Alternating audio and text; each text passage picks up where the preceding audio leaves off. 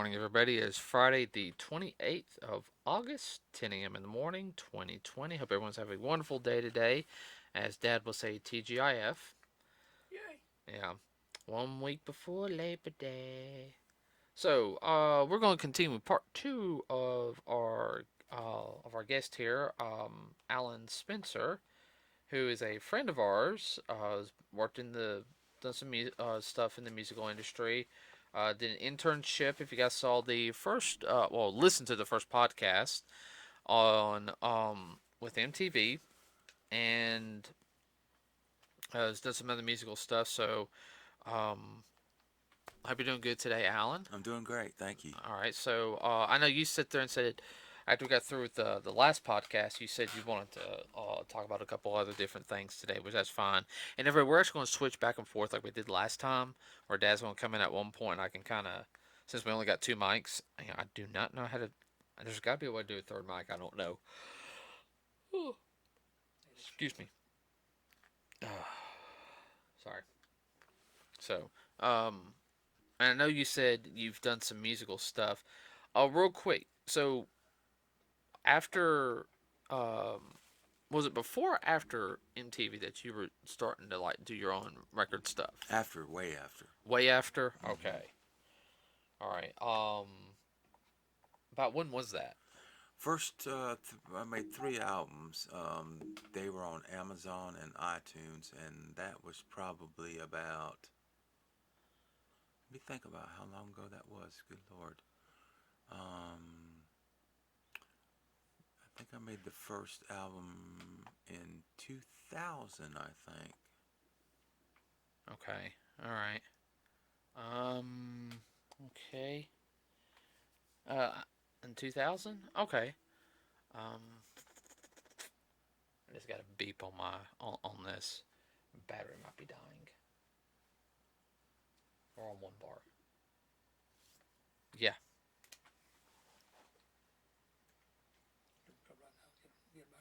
I'll need three.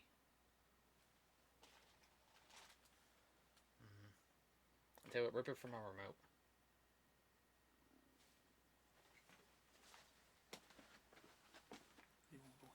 Yeah, just get one from the remote upstairs and get one from my remote in my den.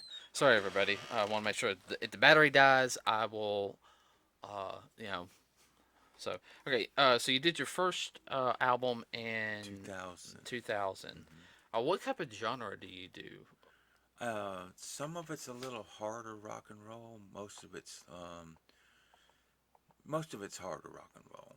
Um, like I said, this last one that I made was southern kind of rock and roll.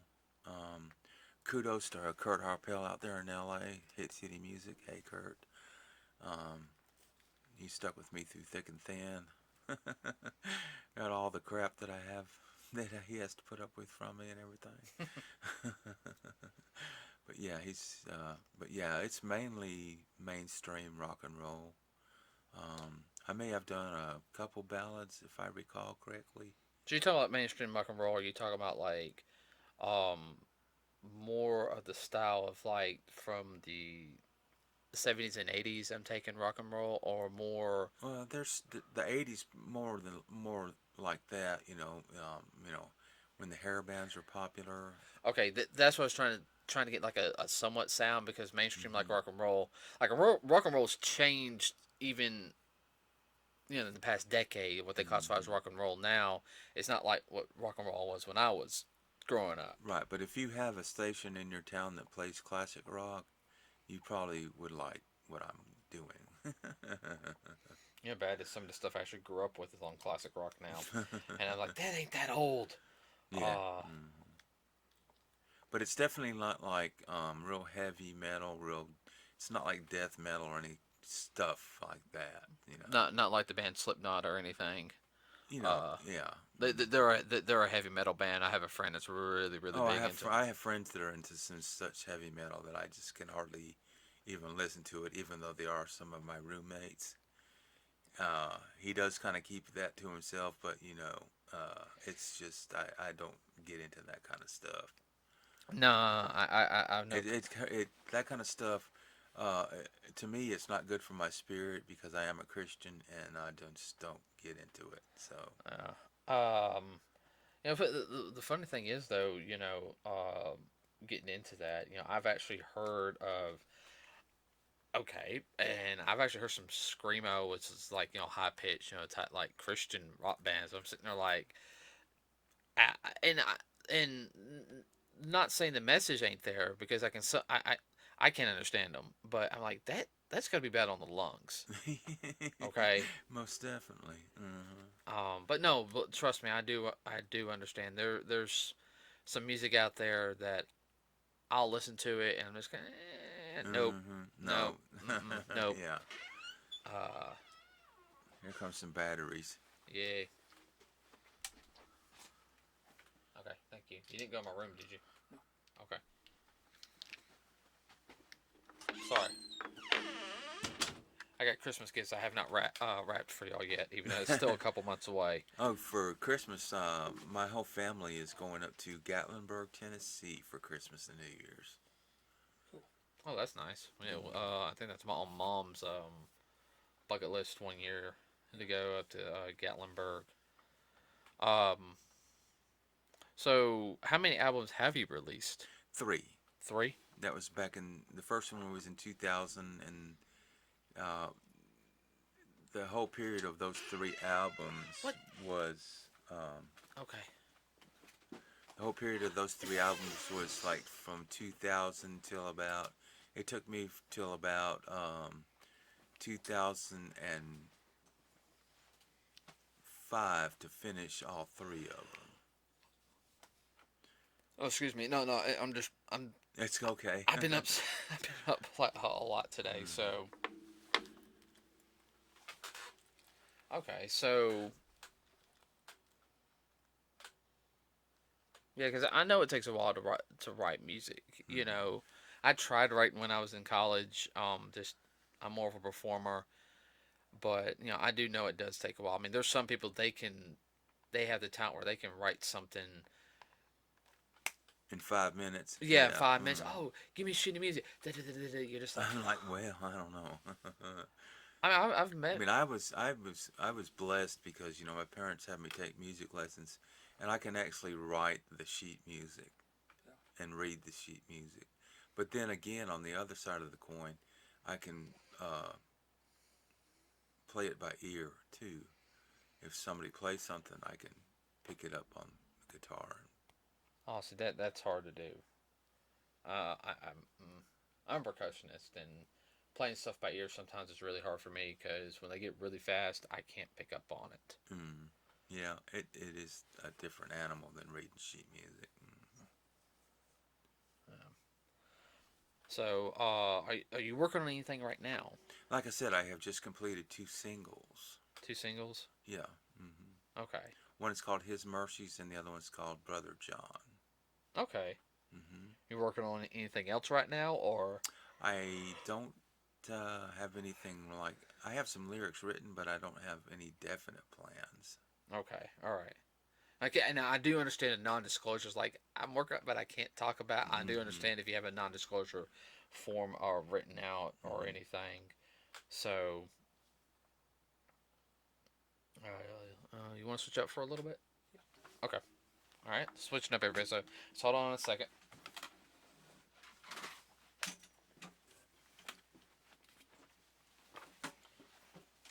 Oh yeah, we understand all about that non-disclosure.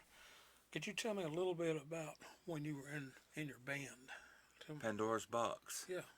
Pandora's Box was interesting. It was back in the 80s, and I had a young lady, and she played lead guitar for me, and she was as good as Randy Rhoads. I mean, she could just tear it up.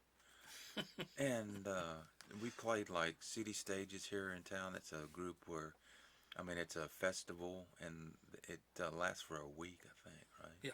Yeah. And we'd get going out there, and we had a big rival with another band in town that I will not mention, so I wouldn't stir up anything. Oh, okay. Bad rival, not a friendly rival, a bad rival. Right, we were arch enemies. Oh. Oh, okay.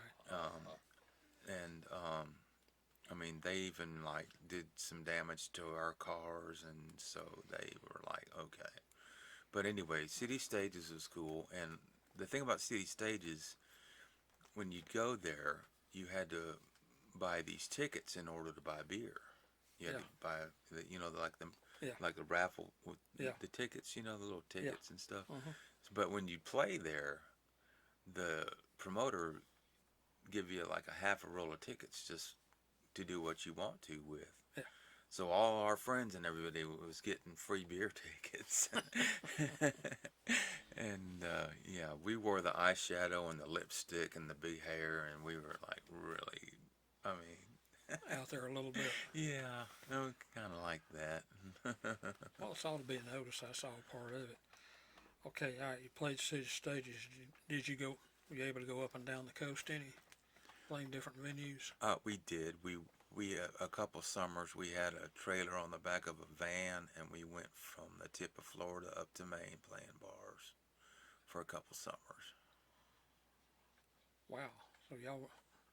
So it's kind of like 1 or 2 night stands, and y'all pack up and go on to the next one. Hmm. That's a hard life. I know that's a really hard life.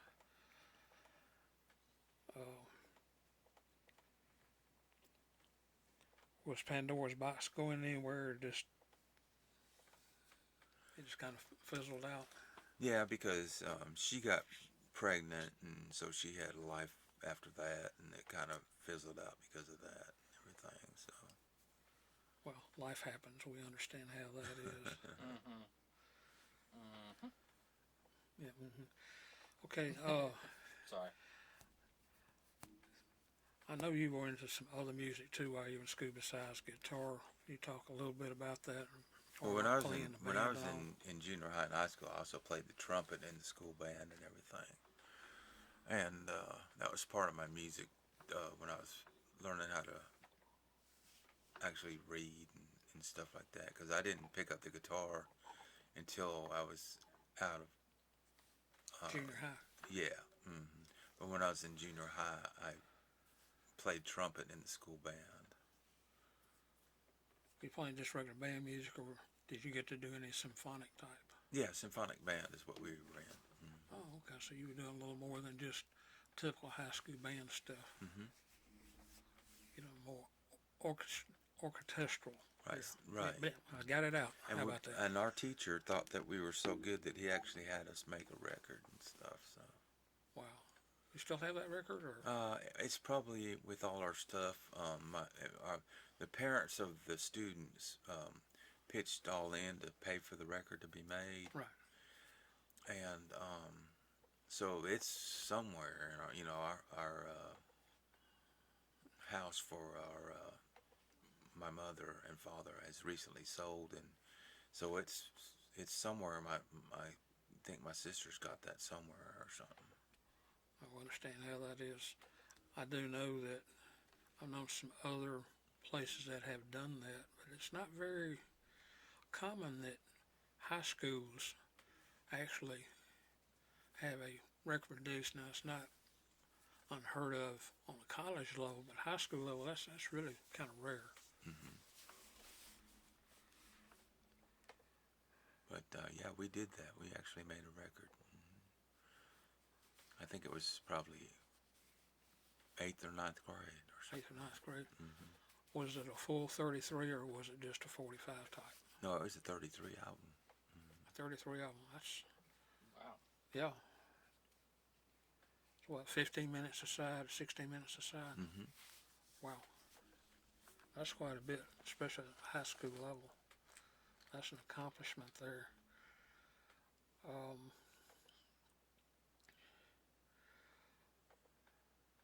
Just trying to think. Right, when you were doing radio here in the Birmingham area, what stations were you with at the time, or were able to be on? Well, I was on the college station here at WJSR, and then after that, I was with WAPI. This is back in the 80s too, so. Back in the 80s. Hmm. So were you on the WAPI? Were you on the AM side or the FM side? FM radio. FM. I can't remember what the call sign is now for their FM. Mm. I don't remember now. Imagine that was a fun experience at the time. Yeah, because there was a friend of mine, well, actually, that worked there at WAPI, and he came in to the college radio station and actually sat in on one of my air shifts, and that's how I got in there and everything. But just by him sitting in and listening to you, he said, I think I have a place for him, Hmm. basically. Oh, that's cool. That's kind of like one of those things being known or being found, however you want to say it. Because I know that's not an easy thing, especially in the competitive market there is today, in order to get into actual broadcasting. See, I had to take, I took broadcast classes and all that stuff, and actually got my first class radio telephone license, which actually allows me to work on transmitters if I wanted to. And I had to go to Atlanta to take the test. Yeah, because that's a national test, so you could go anywhere with your license in the United States. And it's good for the life of the holder. So, yeah, I always, we were talking earlier upstairs about this friend of mine. He's got hundreds and hundreds of CDs and iPod and 8 tracks and cassettes and CDs and all this kind of stuff. And I kid him all the time. I said, "Look, man, we need to set up a transmitter in your backyard." You got the music, and I got the license. I got the license. There's a lot involved in it, though. You'd be surprised. You set up your antenna, or even if it's a satellite transmitter, you've got to have aerial photographs of it and all kinds of stuff that you have to have for that. Oh yeah, you got to jump through all kinds of federal regulations and hoops. Yeah. I understand. And pretty soon, you're spending $50,000 on a 1,000-watt transmitter, or if it's a satellite uplink, that's just a 500-watter. But I mean, yeah, I kid him about that all the time. Well, people that don't understand, the more the watts are, the further the distance of the Right, transmission. the more can watts go. you got, because like your TV stations, like here in town, like we got Channel 6 here in town, and I think they're 1,000,000 watts. I think, and Yeah, I think that's as far as Fox I think, 6. yeah, I think that's as high as you can go for a TV station. Right, but that's a different frequency though than for your radio stations. I know. Right. Hmm. I know But, most of them power down. Was it 6 o'clock or 7 o'clock or 9 o'clock? Hmm. But like your radio stations, like the classic rock station here in town is 100,000 watts, and that's as max as you can get for a radio station, Right. FM anyway. Right.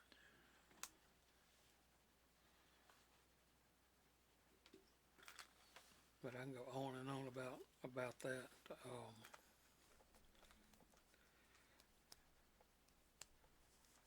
Have you thought about trying to reform a band or get back together with some of the old people, or what? I still am in contact with the young lady.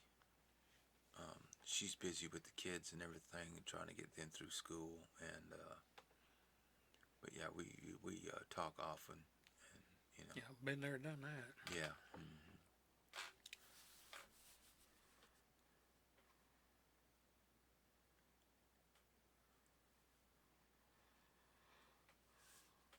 Now, I know you've kind of gone away from your early years since you had become a Christian. I know that you're into all that junk way back when. I know now that you no longer are, which is good because a lot of that stuff is not good for you. I understand that. Right, because we did all the right drugs and grew our hair and did all that stuff, and Yeah, so well, look at all the people in rock and roll heaven because of it. right. Hmm. What a waste. So it was a good thing that the Lord got hold of me, because I had a bad alcohol problem.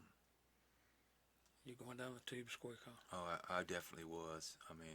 You'd have wound up probably in a wreck someplace. Well, I did get it. I did get it in a wreck, and I totaled the car, and had to spend some time in jail, and so that was a wake up call right there. And so the Lord got a hold of me and said, "Look, you know." Yeah. And he also told me too. He said, you know, because those 3 albums that I made, they were secular records, Hmm. and he said, if you're gonna write any more music, it's got to be for me. So that's what these 2 latest singles are. Everything they're Okay, so you, gospel and Christian. Well, there's nothing wrong with that. That's a great format. well, they're Christian lyrics, but the music is very uh, it's rock Christian and rock. roll. Christian rock. Yeah. Well, Mm. there is Christian rock format. Oh yeah, no. Then there's some bands that made a living doing stuff like that. Skillet. Yeah, Skillet. And that's how they got their start off, and a lot of their music, they're not classified as a Christian rock band anymore. They're just classified as a rock band, but all their music's very positive. Mm-hmm. I mean, there's no negative thing in their music at all. Mm-hmm. See, I had a friend of mine that, you know, he was in another band back when we were in Pandora's Box, and he was doing all that stuff that we were doing, and then he got saved or anything, but he actually overdosed, and he's been dead for about 5-6 years. So Wow. yeah, so it was a good friend of mine, and so it's just That's a bad scene. I understand. Mm-hmm.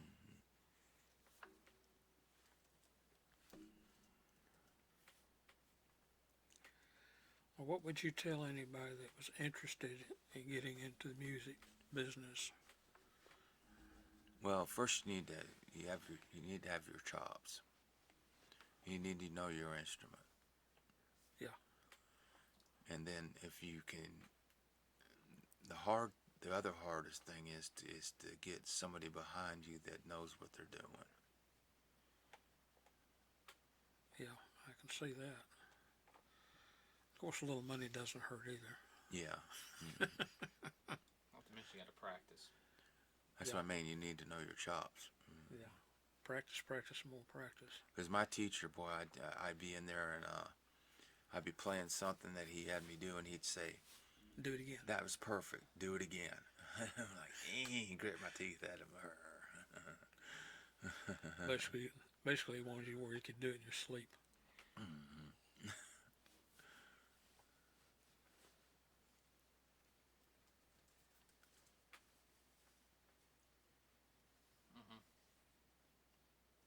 What?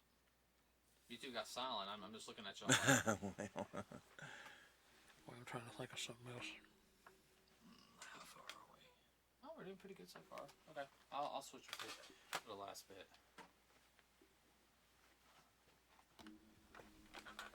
Okay, all right. So, you've talked about your music and everything. So, would you say music has? How would you say music has changed since? Oh, there's just with all the sampling that they do and everything, and it's just is not real. I mean, with the sampling, I mean, you don't have to know how to play an instrument. You can just go in the studio and say, hit the computer, and it'll do it for you. And that really, I mean, when I go in the studio, I take my guitar and I start laying down the tracks on my guitar instead of just letting the computer do it for me. And it's, I mean, that's just the way it's been with me ever since it started. I never have used, I mean, I use computers a little bit, like it helps to know a little bit about computers because, most studios are digital now and everything. But I mean, I just don't let the computer take over what I'm trying to do and everything. Yeah, I see what you mean. Like, there's a buddy of mine. If I remember correctly, he started I don't know if he still works there, but you remember Matt from college? He became I think he was a professor at Montevallo last time I heard. for music technology, and he was a DJ. I mean, he made his own music and everything. But yeah, I know that's like a big thing now is like combining like like some people they'll just do like and I guess is what bugs the crud out of me is they'll hit like maybe they'll do like a couple like a line or two, and then they'll just put it. I mean, and then they'll just go on the computer and like do this and everything, and next thing you know they have like a song and they make money off of it. I feel like you just did a line and then you just tweaked it every now and then and did this and that. I'm not saying it's not easy. My buddy Ricky at the local classic rock station here in town. Hey Ricky, how you doing out there? I've talked to him. He knows that I was the music director here in town of another station, and I said, Ricky, do y'all still use 8-track cartridges and cart machines to run your commercials on it or anything? He said, oh no, it's all digital. You just hit a button and it runs the commercial. I'm like, what fun is that? I mean, I mean, that's just the way it is now. I mean, some aspects it's good, some aspects it's not, unfortunately. And I'm afraid as it gets more on, it's going to be more computerized on a lot of things. Which talk about music. I have not heard any of the new so-called bands or anything like in the past couple of years. Like all the music I listen to is overseas. well, see, a lot of the music, okay, I stopped listening to MTV in like the late 90s or early 2000s because,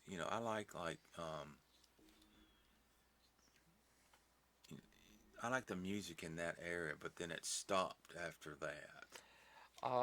There was what's called the emo scene, which happened around the 2000s, and there was a lot of good videos on it, um, as well as some of the music's really good, especially when you see the video because a lot of them are very artistic and they tell a story with their music. But I got the stuff from the past decade I haven't really listened to. I got like you can ask him. A lot of the stuff I listen to is either classical style, like orchestral style music, or a lot of stuff from overseas. Like I listen to a lot of whoopsie. I listen to a lot of like bands from Japan, and a lot of them have. Some of them have even like their new stuff has that like '90s feel of music. So no, It's out there. It's just hard to find. no, it is because usually it's the same thing. Is they're trying to push one band or two bands to make that money. We spent $100,000 on these people. We got to make this money back in 2 months. So See, there's really, I mean, per se, there's really no record labels. It's all MP3 or I guess if you go to Walmart, there's record labels on their actually, CDs and stuff. yeah. Well, the funny thing about it is there's a lot of even like albums that were put on like CD format. Believe it or not, you can actually start buying them on cassette format again, and So it's starting to come back then. well, cassette it's harder to find them still being printed on cassette, but they do still make some cassettes. Right. But records have Are actually coming back, I know. vinyl has been coming back past couple of years. Yeah, I knew that. Because Excuse me. I've had some friends that bought some of the vinyl, and they're like, it sounds totally different on vinyl than it does. They like the digital version. It's like I got you see on vinyl. See, back in the day, the vinyl. You had it was made from tape, right. and that's what I like about vinyl because it came from tape. Well, And there's a different sound between tape and digital. Right. Yeah, you get more of the nuances. Right. So, The style of the individual, even between different sessions. mm-hmm. Oh yeah, no. No, you're right on that one. The one thing I had noticed on vinyl, though, is listen to anything definitely that has a orchestral feel. Hmm. Ooh, there's definitely a big difference. Cause, and I guess I'll sit there says a couple years ago I noticed it because we saw the Guardians of the Galaxy soundtrack on vinyl, and of course you can get all the Star Wars stuff on vinyl. Hmm. Interesting. Oh yeah, no.